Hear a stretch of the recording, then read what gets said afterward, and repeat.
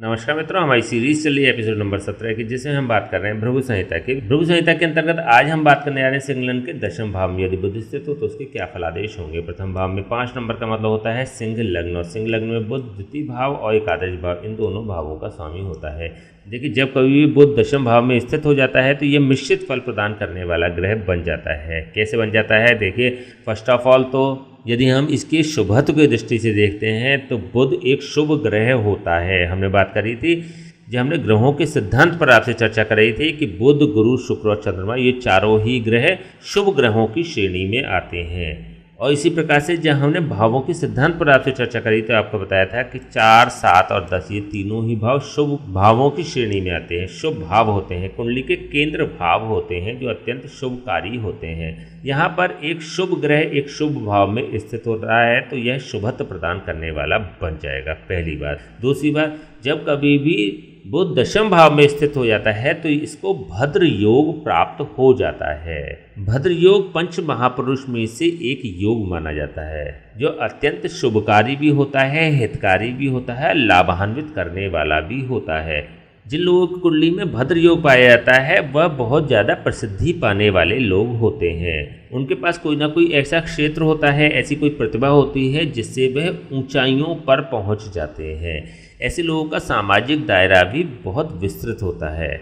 अब यदि हम इसकी नेगेटिविटी की बात करते हैं तो यहाँ पर बुध दशम भाव में स्थित हो रहा है और दशम भाव का कारक भी होता है। यहाँ पर एक सिद्धांत कार्य करता है, कारको भाव नाशाय। जब कभी भी कोई भी ग्रह अपने कारक भाव में स्थित हो जाता है तो उसका नाश करने वाला बन जाता है, क्योंकि बुध दशम भाव का कारक होता है और दशम भाव में ही स्थित हो रहा है तो दशम भाव के सापेक्ष ये हानियां भी प्रदान करने वाला बन जाता है, दशम भाव को पीड़ित करने वाला बन जाता है। तो जैसे हमने बताया कि प्रोफेशनली ऐसे लोग बहुत फेमस तो होते हैं लेकिन सक्सेस नहीं हो पाते, सफल नहीं हो पाते। इनको प्रसिद्धि तो बहुत प्राप्त होती है, सम्मान तो बहुत प्राप्त होता है, इनका सामाजिक दायरा तो बहुत विस्तृत होता है अपनी योग्यता के कारण, लेकिन यह प्रोफेशनली करियर में सफल नहीं हो पाते, इनको संघर्ष करना पड़ता है। देखिए, ये दोनों अत्यंत अलग अलग स्थितियां हैं। आप किसी भी अपने टैलेंट से फेम पा लेते हैं, प्रसिद्धि पा लेते हैं, that is a other thing, और उससे आप पैसा कमा लेते हैं, वह एक अलग बात है। पैसा कमाना सफलता को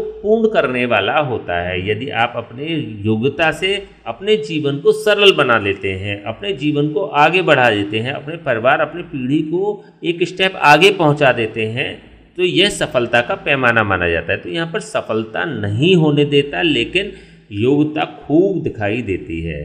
देखिए, जब कभी भी कोई भी ग्रह लग्न भाव से केंद्र भाव में भी स्थित हो जाता है तब भी वह लग्न को अपने पॉजिटिव कंटेंट्स प्रदान करने वाला बन जाता है। देखिए, यहाँ पर बुध के कंटेंट्स लग्न को प्राप्त हो जाएंगे। बुध होता है विद्या, बुद्धि, विवेक, वाणी, व्याकरण, गणित, साहित्य, आमोद प्रमोद, हास परिहास, अभिनय और लेखन का कारक ग्रह। तो ऐसे व्यक्तियों को व्याकरण, गणित और साहित्य जैसे विषयों में रुचि होती है, अच्छे एजुकेटेड होते हैं, अच्छी विद्या प्राप्त करने वाले होते हैं, बुद्धिमान और विवेकशील भी होते हैं। वाणी और लेखन पर ऐसे लोगों का पूर्ण नियंत्रण होता है, पूर्ण कमांड होता है। ऐसे लोग आमोद प्रमोद, हास परिहास से भी जुड़े हुए होते हैं, अथवा अपने के क्षेत्र से भी ऐसे लोग जुड़े रह सकते हैं। तो बुध के पॉजिटिव कंटेंट्स ऐसे लोगों को प्राप्त हो जाते हैं। देखिए, संभावना ऐसी भी बनती है कि ऐसे लोग बुध के प्रोफेशन को भी ग्रहण कर लें।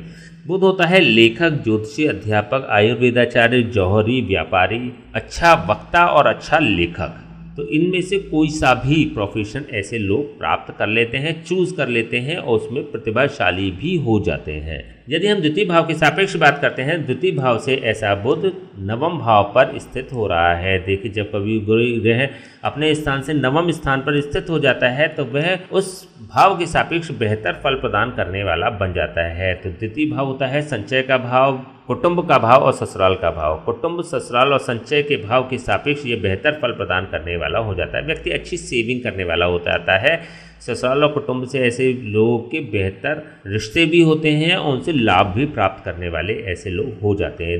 देखिए, हमने लघु पारश्री में आपसे चर्चा करी तो आपको बताया था कि अष्टम भाव एक मृत्यु स्थान होता है। अष्टम का अष्टमी तृतीय स्थान भी एक मृत्यु स्थान होता है। इन दोनों के ही द्वादश स्थान मतलब द्वितीय स्थान और सप्तम स्थान, ये दोनों ही स्थान मारक स्थान होते हैं। यहाँ पर मारक स्थान का स्वामी, मारक भाव का स्वामी मार्केश दशम भाव में स्थित हो रहा है तो मार्केश के फल या दशम भाव को प्रदान करने वाला बन जाएगा। तो जैसे कि अभी हम बात कर रहे थे, कर्म क्षेत्र को और अत्यधिक पीड़ित करने वाला ऐसा बुध बन जाता है, कर्म क्षेत्र में संघर्ष प्रदान करने वाला ऐसा बुध बन जाता है। लेकिन द्वितीय भाव के सापेक्ष यह बेहतर फल प्रदान करने वाला होता है। देखिए, ऐसे लोग सफल तो होते हैं, अत्यधिक सफल नहीं होते, ऐसा कह सकते हैं। यदि हम एकादश भाव के सापेक्ष देखते हैं, एकादश भाव से ऐसा बुध अपने से द्वादश होकर दशम भाव में स्थित हो रहा है। यहाँ पर भी देखिए, लाभ भाव के सापेक्ष यह व्यय भाव में जा रहा है, व्यक्ति को लाभ की स्थिति कम कर देने वाला बन जाता है, लाभान्वित कम कराने वाला होता है। यहाँ पर एकादश भाव इच्छा पूर्ति का भी भाव होता है। जब जब व्यक्ति कोई भी इच्छा कर लेता है तो वह पूर्ण नहीं होती।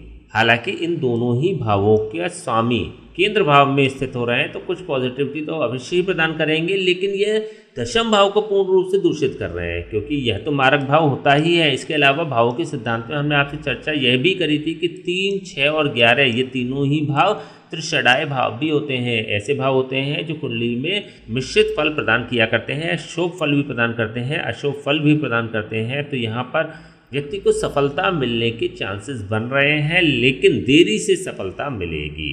बुध की महादशा और अंतर्दशा व्यक्ति को लाभान्वित करने वाली होगी। बुध की दशा के 17 साल व्यक्ति की लाभान्वित करने वाले बन जाते हैं। उसमें भी भोग दशा के प्रारंभ में ही यह शुभ फल प्रदान करने वाला ग्रह बन जाएगा, क्योंकि बुध एक शीर्षोदय ग्रह होता है। शीर्षोदय मतलब ऐसा ग्रह होता है जो अपनी भोग दशा के प्रारंभ में ही फल प्रदान कर दिया करता है। बुध, शुक्र और चंद्रमा तीनों ही ग्रह शीर्षोदय ग्रहों की श्रेणी में आते हैं। चलिए हम बात करते हैं इसके कारकत्व की। बुध होता है चतुर्थ भाव का कारक और दशम भाव का कारक। चतुर्थ भाव के सापेक्ष यदि हम देखते हैं तो यहाँ से यह बुध सप्तम भाव पर स्थित हो रहा है, कुंडली के दशम भाव में स्थित हो रहा है, और यहाँ से यह पूर्ण दृष्टि चतुर्थ भाव को भी प्रदान कर रहा है। तो चतुर्थ भाव की यह बुध रक्षा करने वाला भी हो जाएगा, क्योंकि अपने कारक भाव को ऐसा बुध देख रहा है। तो चतुर्थ भाव होता है सांसारिक भोगों की उपलब्धता का कारक भाव। वाहन, भूमि और भवन को प्रदान करने वाला चतुर्थ भाव होता है। माता के सुख को भी चतुर्थ भाव ही प्रदान करता है। तो चतुर्थ भाव के सापेक्ष यह बुध बेहतर रिजल्ट प्रदान करने वाला बन रहा है। यदि हम दशम भाव के सापेक्ष देखते हैं तो जैसा कि अभी हमने बात करी कि कारको भाव नाशाय, यह एक नियम होता है, यह एक सिद्धांत होता है। जब कभी भी कोई भी ग्रह अपने कारक भाव में स्थित हो जाता है तो उसकी हानि करने वाला होता है, उसका नाश करने वाला होता है, उसको पीड़ित करने वाला बन जाता है। तो बुध दशम भाव को पीड़ित करने वाला बन रहा है।